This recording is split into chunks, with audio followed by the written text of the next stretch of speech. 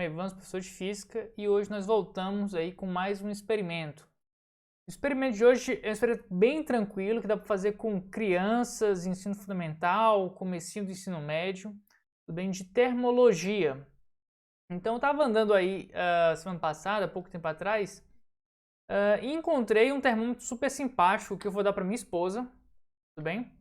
Com florzinhas, uma coisa graciosa para colocar na cozinha, mas eu pensei que dá para fazer experimento com isso aqui. Então eu falei, vou primeiro fazer o experimento, depois eu dou de presente para minha esposa. E o que a gente vai discutir aqui nessa física do termômetro, tudo bem? Então, primeiramente a gente vai dar uma olhada aqui no fenômeno que fundamenta aí o funcionamento desse termômetro aí de coluna. Tá? Tipicamente usa-se muito mercúrio. Então a estrutura desse termômetro, vocês podem observar o seguinte: você tem aqui um bulbo onde armazena-se, né, grande parte de um líquido, né, que pode esquentar ou esfriar. E você tem uma escala, certo, que pode ser em Celsius ou em outra escala, aqui por exemplo Fahrenheit. Isso vai medir de forma indireta a temperatura. Por que eu digo de forma indireta, né? Você olha aqui a altura do líquido e você mede, mas na verdade o que você está fazendo aí é explorando um efeito de vários materiais, que é a dilatação térmica. Quando materiais aumentam, tá, as partículas ficam mais agitadas e a distância média entre elas aumenta, tudo bem?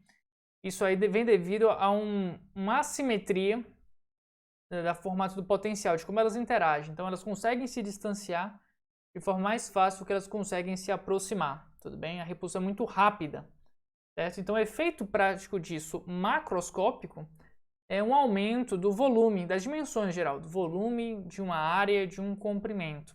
Então isso é o que a gente chama de dilatação térmica.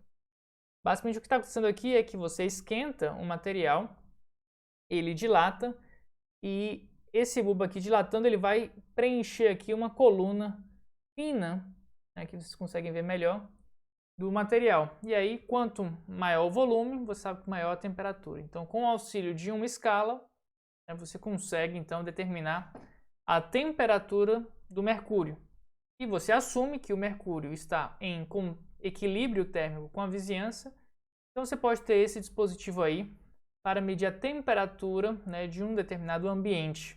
Tudo bem? Então vamos observar isso tanto esfriando e observando a coluna baixar, quanto aquecendo e observando a coluna subir. Mas antes da gente ir para o experimento, por favor, não se esqueça, curte o vídeo, se inscreva no canal, porque assim você me ajuda a dizer para o YouTube que meu conteúdo é relevante e me ajuda a atingir mais gente. Agora, sem mais delongas, vamos ao experimento. Tudo bem, pessoal. Então, basicamente, é um experimento muito simples, que pode fazer na sua casa. Então, observa aqui a coluna de mercúrio que está aqui, deixa eu ver, 22, que é a atual temperatura da minha cozinha. Vou pegar aqui um cubinho de gelo e vamos colocar aqui no bulbo. Deve demorar algum tempinho, mas vocês devem observar aqui que está começando a diminuir a temperatura. Olha só, 18, um pouquinho mais aí. 18, 16, 15. Um pouquinho mais.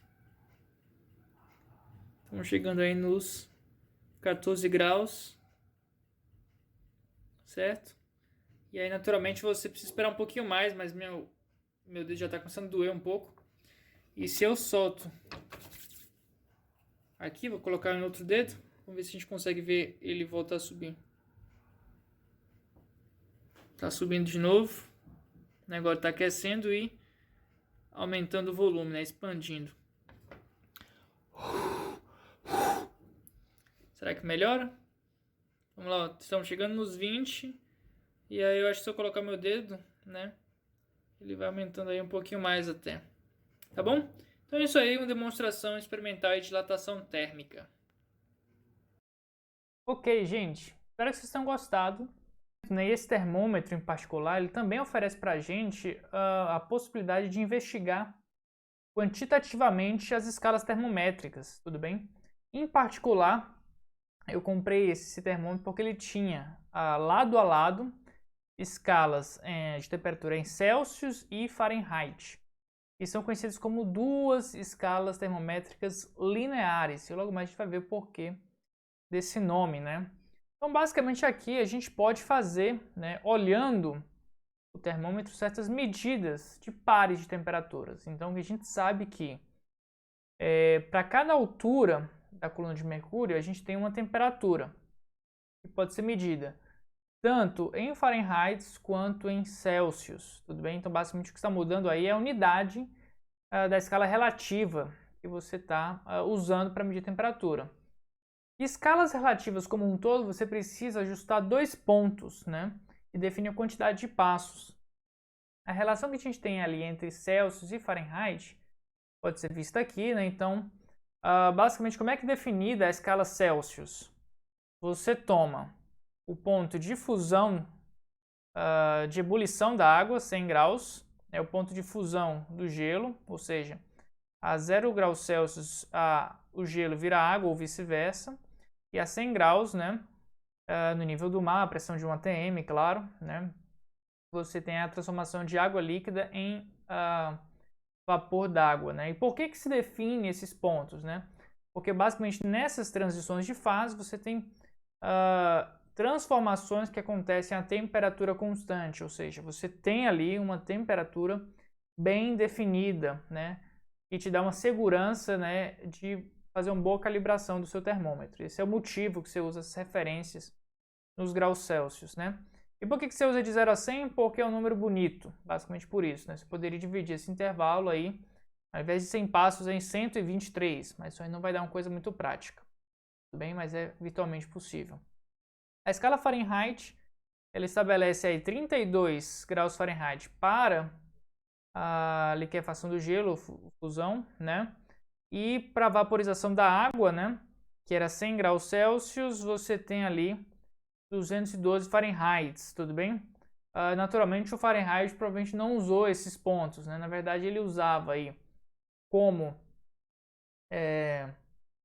0 Fahrenheit ou mistura eutética, né? Que tem ponto de fusão constante, certo?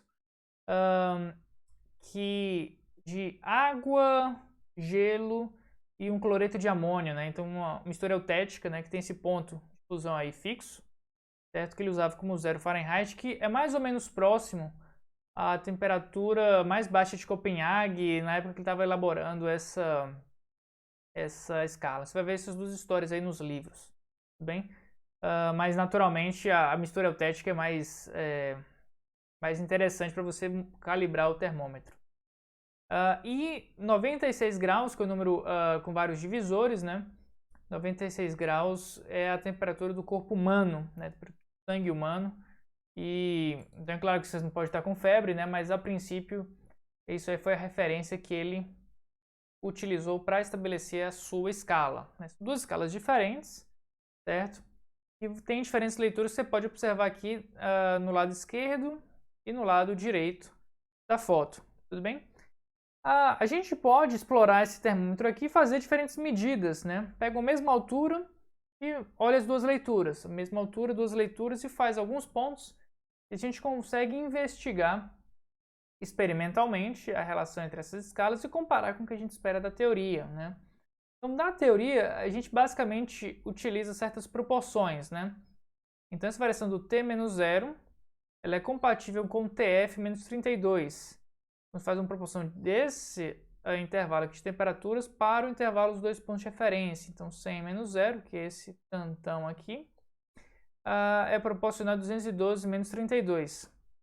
Então, basicamente, aqui você tem 180 aqui, tem 100 para lá, passa 100 multiplicando, e 100 sobre 180 dá uma fração de 5 nonos, TF menos 32, que é uma fórmula aí de conversão da temperatura, da leitura em Celsius para a leitura em Fahrenheit, né, que é o que a gente chama de TC e TF. Se você fizer essa conta, você vai ver que trata-se aí de uma função linear, uma função de primeiro grau, que relaciona a temperatura em Celsius e em Fahrenheit. Esse coeficiente linear é 0,5555 e esse coeficiente angular, né, o primeiro coeficiente, 0,555, né, uma dízima aí, e o coeficiente linear menos 17,777.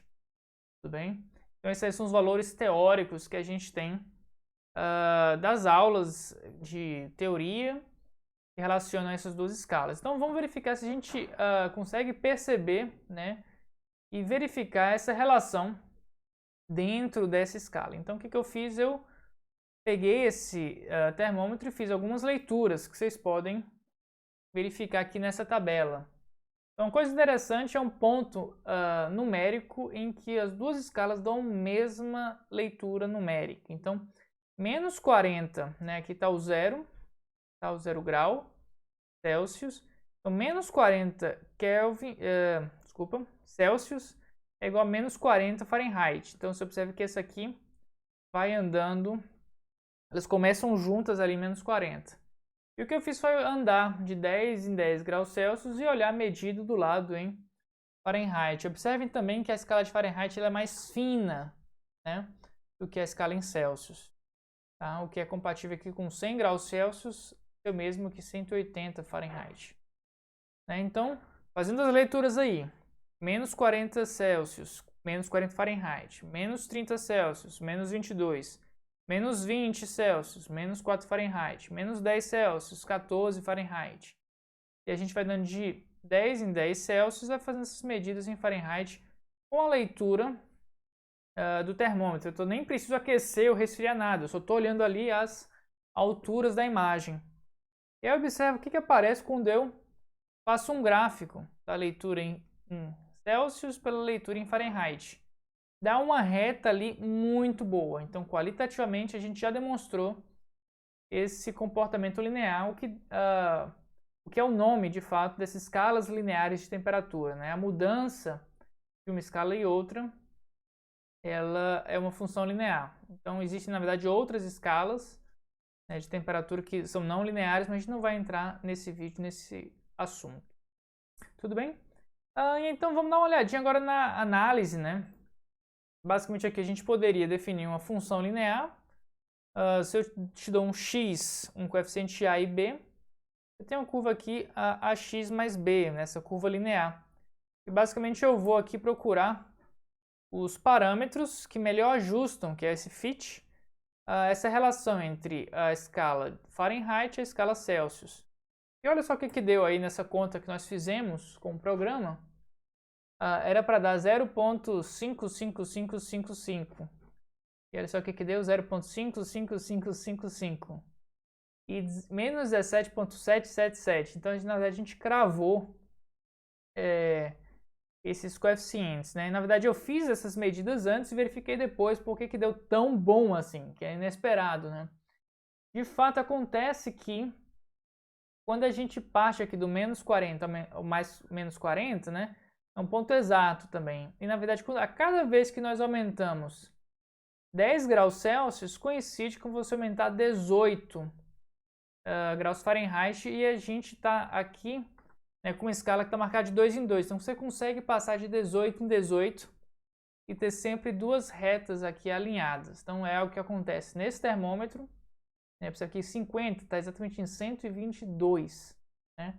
Se você brincar um pouco aí com um print screen dessa foto, você consegue verificar experimentalmente. Então, na verdade, todos esses pontos que nós obtivemos, né, eles são aí tanto medidos experimentalmente com esse nosso termômetro, né, quanto são experimentais. Para introduzir algum erro, aí a gente tem que considerar o erro de leitura, né, que ele existe, certo? Ou então a gente fazer pontos ali que sejam não exatos, a gente vai começar a ter ali um erro aleatório que a gente está associando a nossa leitura ali, não está bem redondinha. Tá? Mas do jeito que eu fiz com esses dados aqui experimentais, ficou perfeitinho ali, uma reta cravada, né? E aí vocês podem observar aqui esses pontos e essa reta aqui de ajuste, né? Na verdade é uma reta perfeita que crava os pontos e que tem esses mesmos parâmetros que são os parâmetros teoricamente esperados. Tudo bem? Então aí ficou uma brincadeira um pouco mais quantitativa, explorando esse termômetro e brincando com transformação de unidades aí, escala Celsius para a escala Fahrenheit. Espero que vocês tenham gostado. E eu vou ficando por aqui. Muito obrigado e até a próxima. Tchau, tchau.